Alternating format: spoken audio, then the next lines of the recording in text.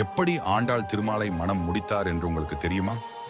கோதை மன வயதடைந்த பின்னர் அவளுக்காக செய்யப்பட்ட திருமண ஏற்பாடுகளை மறுத்து திருவரங்கம் ஸ்ரீரங்கம் கோயிலில் உள்ள இறைவனையே மணப்பதென்று பிடிவாதமாக இருந்தார். என்ன செய்வதென்று அறியாது கவலையுடன் இருந்த விஷ்ணு சித்தருடைய கனவில் தோன்றிய இறைவன் கோதையை மணப்பெண்ணாக அலங்கரித்து திருவரங்கம் கோயிலுக்கு அழைத்து வருமாறு பணித்தார். குறித்த நாளன்று கோயிலுக்கு அழைத்துச் செல்லப்பட்ட கோதை கருவறைக்குள் சென்று இறைவனுடன் கலந்துவிட்டாள். இதுவே ஆண்டாள் வரலாறு ஆகும். மேலும் ஆண்டாள் தனது 15ஆம் வயதில் இறைவனுடன் இரண்டர கலப்பதற்கு முன் திருப்பாவை, நாச்சியார் திருமொழி என்னும் 2 நூல்களை இயற்றியுள்ளார். இவ்விரு நூல்களும் அதன் இலக்கிய செழுமைக்கும் தத்துவம், பக்தி ஆகியவற்றிற்காக மிகுந்து போற்றப்படுகின்றது. இவரது முதல் படைப்பான திருப்பாவை 30 பாடல்களை கொண்டுள்ளது.